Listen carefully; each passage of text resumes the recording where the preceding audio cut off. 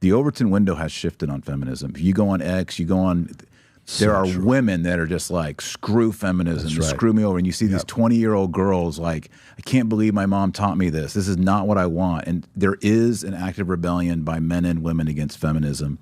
But I think we need to understand it in the context of, what did God define matrimony as? What did he define man? What did he define woman at? All of that stuff needs to be defined according to Genesis chapter 3.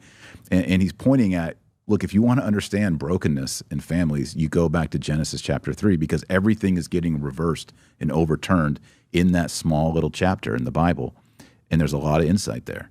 Let me tell you what I'm saying, and then you can respond to it. Go for it. Gloria Steinem is considered to be a feminist icon, right? Because she led these protests. She also had a bunch of music festivals. She got students involved.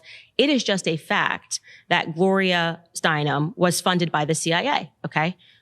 The CIA, being the male-dominated CIA of the 50s and the 60s, funded those movements.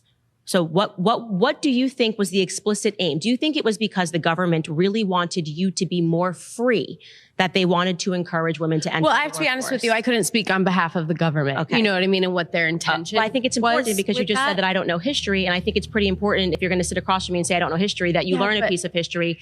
What do you think about that exchange? Wow. I mean, Candace nailed it.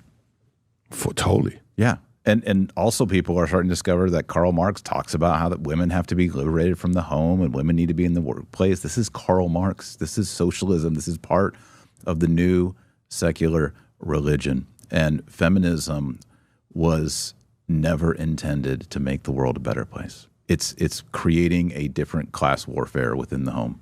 You know, what are you solving for? Are you solving for being fulfilled? Are you solving for being independent? Are you solving to be happy? Are you solving to, what are you solving for?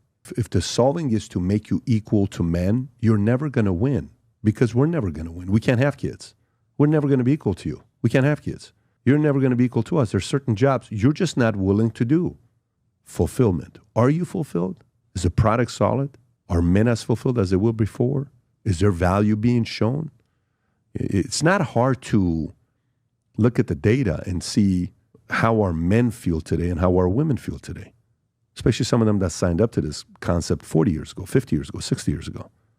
You know, you hear these stories and you're sitting there saying, these guys are not happy on what they're going through. And look at the results. If the result is 1.6 birth rate, 1.2, 0.8, 0.7, down to 0, that's not a sustainable philosophy. It's not a sustainable way of doing human life. It has to be rejected.